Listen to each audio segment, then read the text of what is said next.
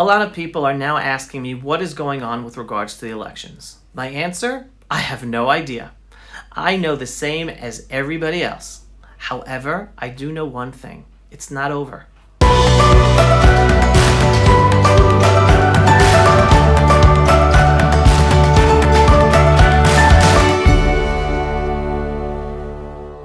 Even though people love throwing around the fact that 30 plus Trump cases have been thrown out by the courts, all of them. There is no fraud. This is all a joke. Trump is a joke. He should give up.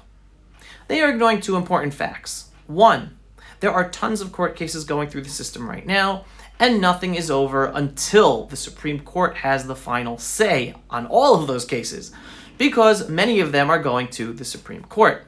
And number two, not all the cases are about fraud. Some are also about the unconstitutionality of the decisions made in some of the states regarding mail-in ballots. So no, the elections are not over yet. That's a fact. People have to have patience. Some people are telling me they are losing respect for me by me posting these facts about the elections. So let me continue with a few personal stories to address that point. Number one, back in July 2005, my wife was 5 months pregnant at the time with our third son. Even though I wanted to be home with her and my children, I found myself saying goodbye, giving her and my other two boys a big kiss, and sneaking into Gush Katif, Gaza, for an undetermined amount of time. You see, it was a month before the planned Gaza disengagement plan that I have always called the Gaza expulsion plan. And I couldn't continue my life as normal, as I believed a catastrophe was about to befall the whole Jewish people.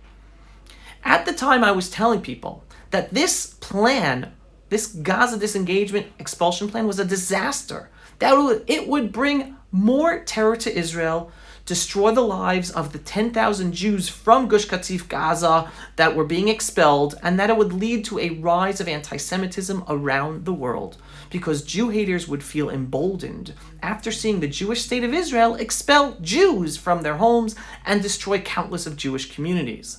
The logic I had back then is that when the Jewish state does bad things like that to Jews, then we are looked at as a weak nation, a weak people, a weak state, and then it is open season on Jews worldwide. At the time, in summer 2005, I was working in Tel Aviv as a management consultant. I approached my boss then and asked him for a leave of absence without pay for an undetermined amount of time, because I had no clue how long I would be away in trying to fight this plan. He asked me why I wanted the time off, and I told him that I wanted to sneak into Gush Katif, Gaza, to try to help stop the Israeli government from implementing the Gush Katif expulsion plan. That would be expelling 10,000 Jews from their homes and destroying the Jewish communities. Now, my boss was a leftist, and he supported the expulsion plan. Regardless, we had a great relationship. Why? Because I don't let politics get in the way of personal relationships. I believe in agreeing to disagree.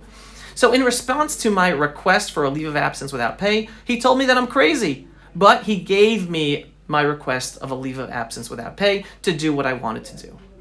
I then spent 2 weeks trying to sneak around Israeli police roadblocks and IDF forces in trying to sneak into Gush Katif, Gaza, because it was hermetically sealed off.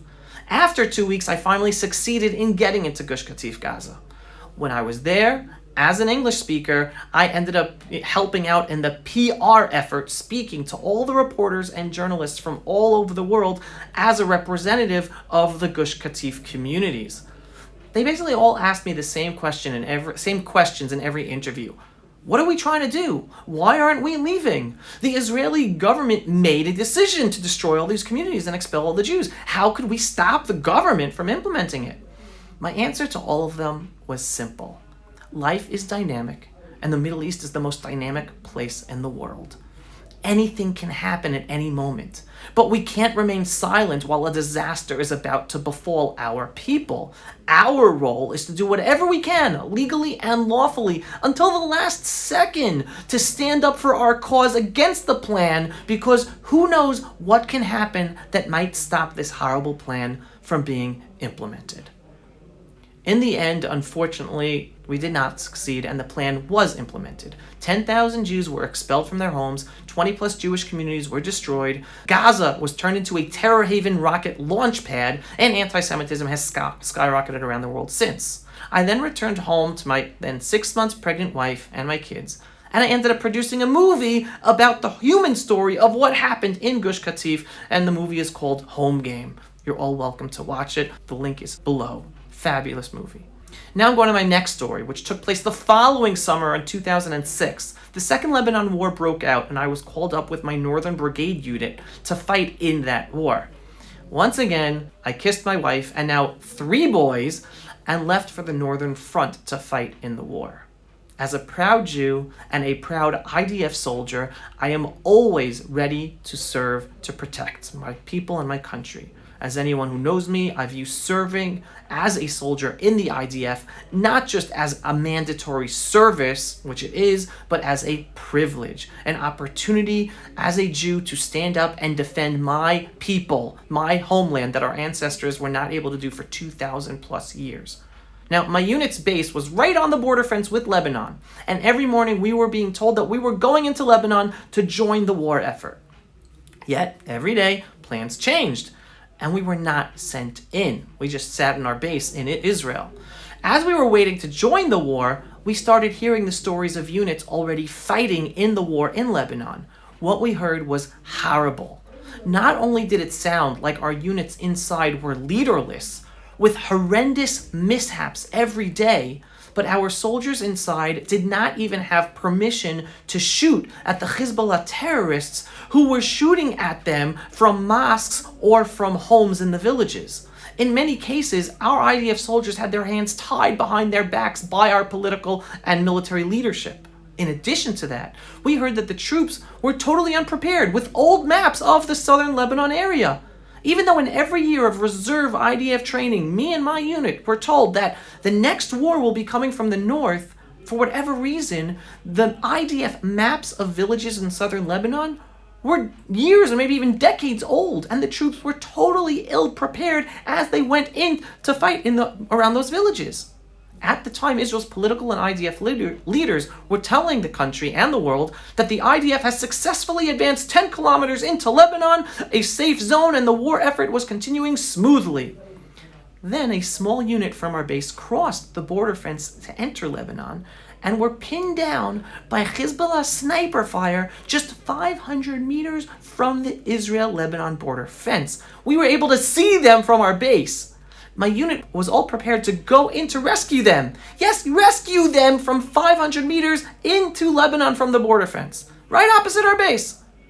But we were not given permission to do it. Why? Because we were told it is too dangerous. 500 meters. The Israeli Prime Minister at the time was Ehud Olmert. Then one day during the war effort, Prime Minister Olmert said that the purpose of the Second Lebanon War was in order for Israel to then implement another disengagement expulsion plan of Jews from Judea and Samaria. Olmert explained at the time that Israel had the legitimacy of the world to fight the Second Lebanon War because we pulled out of Lebanon years earlier and made an internationally recognized border. And this is the time to now pull out of Judea and Samaria, because then we will have the legitimacy of the world with a border to be able to fight the terrorists who attack us from Judea and Samaria. Why am I telling you this? Because it was at that moment that I believed someone had to tell the Israeli people the truth about this Second Lebanon War, that it was a total disaster. Our soldiers had their hands tied, and we weren't being allowed or led to fight properly to win the war and defend Israel, and our soldiers' lives were being lost for no reason. I therefore approached my commanders and told them that while they know me as being one of the first ones to run in and fight when commanded, I requested to be put on trial instead, because I had to go tell the world and the Israeli people that this war was a disaster. We are not defending Israel. We're not defending the Israeli people. Our soldiers' lives are being lost for no reason. The war must stop as soon as possible, and Olmert only launched the war to expel Jews from Judea and Samaria and destroy Jewish communities there. So, my commanders never heard of such a thing before. A soldier that wants to fight but was asking to be put on trial instead because he wanted to protest and tell the public to stop the war. So they didn't know what to do with me. They just told me to leave the base and they didn't put me on trial. So I went back home, but I didn't go back to work. Instead, I spent every day for the next week protesting in front of the Prime Minister's office in Jerusalem, calling for him to stop the war and to resign. A week later, I was contacted by the IDF telling me that I was a deserter and I was going to go to jail. Now, I had no problem going to jail for what I had done because I did something that you don't do. It's forbidden to do. However, I told them that I wasn't a deserter. I had requested to be put on trial. I told my commanders, put me on trial, because I knew I was doing something that was wrong and deserved punishment. But that it was my commanders who sent me off without giving me a trial. So I told the IDF that I would gladly go to base to be put on trial and accept whatever punishment I receive. They were shocked to hear this. They just assumed that I was a deserting soldier looking to get out of fighting to save my own behind. They never heard of a soldier willing to travel to his own trial. Usually they have to run after them, spend weeks or months catching them, and then bring them to trial. So the next day, I, on my own, traveled back up north for my trial at Northern Command. At first, everyone on the base treated me like a pariah. Why? Because they were all told that I was a deserter. So of course I'm a pariah. But before my trial with the head officer of Northern Command of the IDF, I first had to be interviewed by various people going up the ranks before I got to him. With each interview, they asked me the same questions to understand why I left my unit in the middle of the war. And I explained to each and every one of them that I am a motivated and dedicated soldier. I explained my position in my unit is on the first line of fire to run in with the commanders into the fight. Yet, this war was a sham and a disgrace where our political and IDF leaders were getting our soldiers killed, not protecting Israel or Israelis, and the war had to stop. Right when my trial started, the war had just ended, and all the high officers were now on base screaming and yelling about how disastrous the war had been. So each officer that then interviewed me, including the high officer of Northern Command who put me on trial, agreed with everything I said. They understood for me that 1, I was a good dedicated soldier who wanted to fight, yet 2, they also heard from me all the reasons why the war was a disaster and why I decided to do what I did. Yet they all said that even though everything I claimed about the war was true, that I did something that shouldn't be done. And you have to understand, I agreed with them, and I told them that I agreed with them. But I explained that I took upon myself to be that someone who would do the unthinkable and leave my unit to scream out to the Israeli people that the king had no clothes about our political and IDF leaders who were getting our soldiers killed in this war and not protecting Israel, that I knew I was doing something that shouldn't be done, but that someone had to do it. And I understood I had to be punished for my act. I ended up receiving a jail sentence in Army jail for 3 weeks, but got out after 2 weeks on good behavior. I was a good soldier. Now, many people would think that the IDF would never want me after that episode, but it was the opposite. I was called for an interview by the IDF every few months to return to active reserve duty to return to my unit. I was the one who refused. And my claim at the time, every few months when I was interviewed, I told them as long as the same political and IDF leadership are in control, I will not return. I have no trust in them. Yet the IDF still continued calling me every few months. And finally, after I saw positive changes in the army and the political realm, I returned to continue my reserve duty, as I still continue today, even though I no longer have to serve because of my age. So, even though I did something that shouldn't be done, I earned the respect of the IDF officers, and they wanted me back. One of the top commanders at Northern Command at the time happened to be an officer that I knew from my mandatory service over 20 years earlier. I bumped into him in the high officer's office right after my trial. I haven't seen him for over 20 years. He told me that he heard about what I did, and at first thought that I was a horrendous deserter. But then when he was told my full story from the other officers all talking about it, he was telling everyone else that the IDF needs more soldiers like me. So why did I tell you all these stories? Because people are telling me that they no longer respect me for my posts about the US elections regarding alleged voter fraud. They no longer think I'm credible. Well, as you can see, I believe in standing up for the truth and fighting for that truth until the last second, even if I know that I might not succeed, even if I might pay a personal price, and even if people lose respect for me.